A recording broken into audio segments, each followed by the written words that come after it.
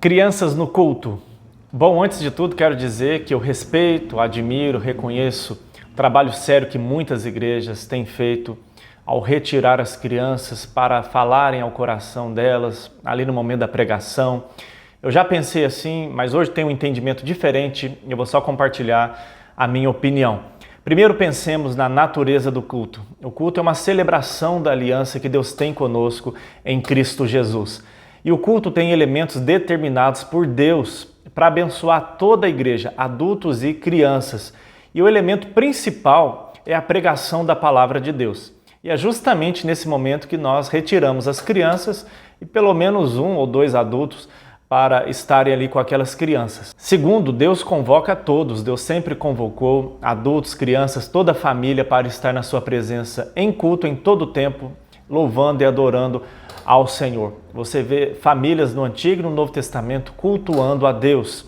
Inclusive, há episódios como o da Páscoa, se a criança perguntasse, o pai deveria ali instruir o coração daquela criança. Terceiro, portanto, não subestime o poder da palavra de Deus e nem a ação do Espírito Santo e a capacidade da criança de reter, de aprender sobre a palavra de Deus, de ser instruída. Deus é poderoso, se Ele convocou, Ele é poderoso para falar ao coração daquela criança que está ali. Quarto, é responsabilidade dos pais educar os seus filhos na fé cristã. Não só aos domingos, mas principalmente durante toda a semana, enquanto a vida acontece, é o que Deuteronômio nos ensina. Então, não só nos momentos de devocional, de culto doméstico, mas durante toda a vida, viver a vida à luz do Evangelho, instruindo o coração daquela criança. Não deixe só para o domingo, não deixe só para a escola dominical ou para o culto.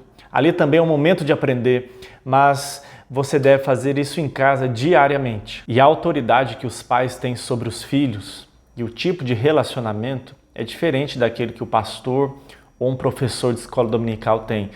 Eles não estão o tempo todo também com o seu filho. Quinto, isso é bênção para toda a igreja. As crianças fazem parte da igreja.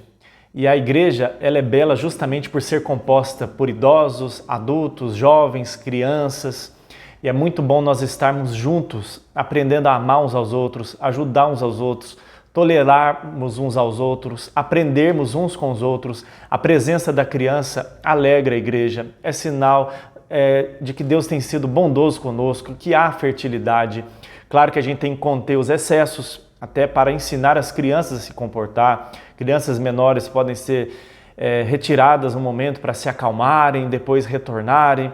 Mas é bom que os irmãos ajudem os pais e também aprendam a amar as crianças, acolher as crianças, tolerar as crianças. Aquele que está fazendo liturgia, ele deve considerar a presença das crianças, se referir a elas. Aquele que vai pregar, preparar um sermão, pensar na presença das crianças, falar de modo simples, fazer aplicação para as crianças. Então isso é bênção para toda a igreja. Sexto, a criança deve aprender não somente doutrina, teologia, mas aprender a cultuar. E ela vai aprender a cultuar cultuando, inclusive a ouvir a pregação da palavra de Deus. Talvez, quando ela estiver mais velha, por ter saído tanto nesse momento, ela vai ter que reaprender a ouvir sermão. E aí vai ser mais difícil, porque ela aprendeu de um jeito, aprendeu sempre a sair, e depois ela vai ter que ser reeducada a ouvir a pregação da palavra de Deus, sendo que isso poderia ter sido feito antes. É difícil, é desafiador no começo, mas é possível. Com o tempo as crianças vão aprendendo a ouvir a pregação da palavra de Deus, vão se familiarizando com aquilo e isso vai se tornar mais fácil. Sétimo, a pregação é para todos. A gente vê, por exemplo, Jesus quando pregava, quando ensinava, ele ensinava multidões compostas de pais, de filhos, ou seja, adultos, crianças. E Jesus não fazia essa divisão, ele pregava a todos. E quando você vê, por exemplo, as cartas, elas são escritas para serem lidas a toda a igreja. E há momentos em que, por exemplo, o apóstolo Paulo se dirige especificamente às crianças, como Efésios 6, em que os filhos são ordenados a obedecerem, a honrarem os seus pais. Não tem sentido se as crianças não estiverem ali presentes para ouvir. Oitavo, pensemos nas bases bíblicas para retirarmos as crianças. É aquilo que Deus de fato quer? Ou é porque nós pensamos que vamos falar melhor numa linguagem para as crianças? Ou porque as crianças atrapalham? Isso nem merece comentário. Mas pensemos, por que estamos retirando as crianças do momento da pregação? Bom, por fim, creio que ao menos devemos evitar o termo culto infantil. Culto é culto. As crianças, no máximo, são retiradas ali naquele momento para ouvir a pregação da palavra de Deus. E também observemos a idade das crianças. Às vezes a gente vê igrejas retirando crianças já grandes, quase pré-adolescentes. Não tem sentido algum.